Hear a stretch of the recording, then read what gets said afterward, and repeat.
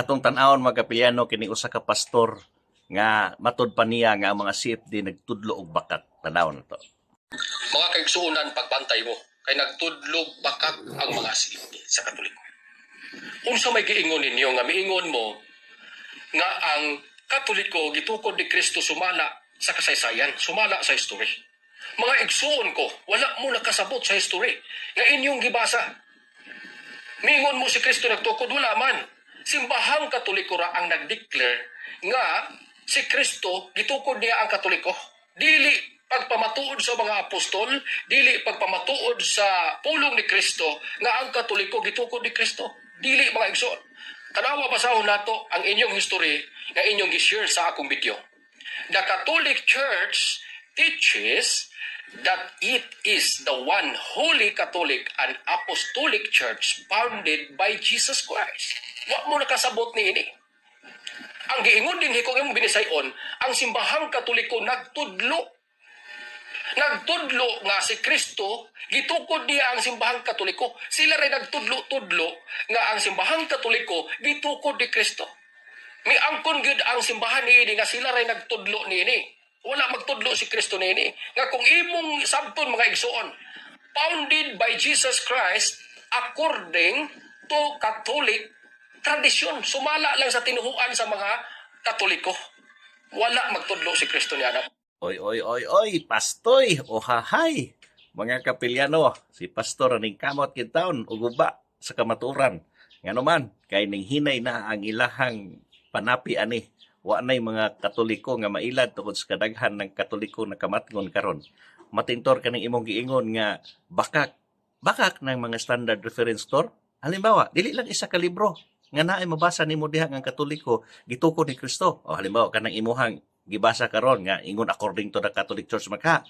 Pero kining libro hator nga naa sa library. International Encyclopedia, volume 15, page 520. Di man jud ni Katoliko to, standard reference man gini. Unsa may giingon diri? There are two equally valid definitions of the Catholic Church comparable to the twofold nature of Jesus Christ, its founder, who was both human and divine. Oh, founder man si Kristo suma sa International Encyclopedia. International Encyclopedia, di man ni Catholic according to the Catholic Church store. Ha? Unsa man ni? Bakak pud ni International Encyclopedia. Napay isa ka libro to, Book of Knowledge, volume 16, page 287. Unsa giingon diri? The history of the Roman Catholic Church began in the Upper Rome in Jerusalem almost 2,000 years ago, the society that Jesus founded. Awara? Jesus founded. Suma sa Book of Knowledge. Oh, niya, bakak pud nitor. Libro ni kamatuoran na, nanis international nga mga library. Napa? Dahil sa Encyclopedia Americana, volume 6, page 29. Oh, kopyahan ni Tor. Catholic Church History, its founder, Jesus of Nazareth. O, naas International Encyclopedia Americana. Napa? World Almanac and the Book of Facts, page 732. Roman Catholic Church origin by Jesus who named St. Peter the first vicar. Oh, lahi po ni nga libro to, World Almanac gini, and the Book of Facts. Nga, bakak ni? Historiator. Mas mutuo pa ko ani mga libro hator kaysa imo ha. Kadaghan ani, lahi-lahi maning libro, lahi-lahi encyclopedia. Standard na ito, basi ko kakasaboton sa standard nga reference. Mayon kay kag standard, walay gidapigan gawas sa kamatuoran, gibutang na diha sa mga library. Kamatuoran na tor. Nya, kung bakak na siya, magpetition mo. Himo mo black and white, ipadala niyo sa korte. Magpetition mo, daghan mo mga pastor. Niabot naman mag 60,000 ka mga denomination karon. Siya raw, di mo magkasinabot. Maghimo tag petition ng kanang encyclopedia international, kanang the World Almanac and the Book of Facts, kanang the Book of Knowledge. Bakak na, ana ba? Black and white, permahin ninyo. Pero di niyo kaya, no?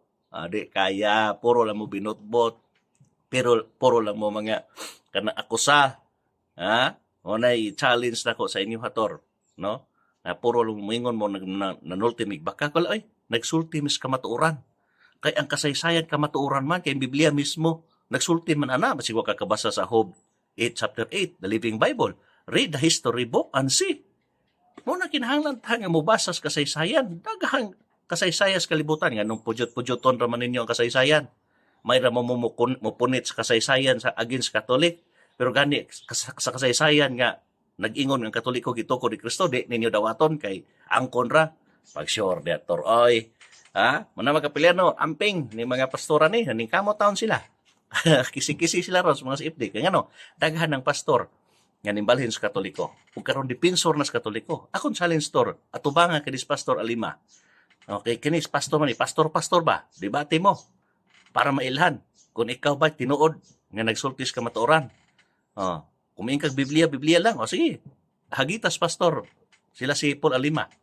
Si Alfredo Calisto, Baptist pastor, patindugayan na pastor, pila 30 plus, 38 years nga pastor. Imagine, anak, niya nahimo ng Katoliko, so daghan ng pastor karon makapiliano ng kamata. Pero kini mga pastora bago pa rin nagtuon. Mahinaot ng malamtagan, ato i-pray, uban sa pag-ampo, pangamasa ato mahal na inahan, ang conversion. Nga kini mga pastor nga sigatagis Katoliko mahimo taning sama ni San Pablo, nagikan sa Saulo nahimo San Pablo nga kanhi nga mangluluto sa simbahan, apan saka nabag-o ang ilang kinabuhi ug karon tigdipinsa na sa pagtuo nga Katoliko. Okay, God bless mga kapiliano. Amping.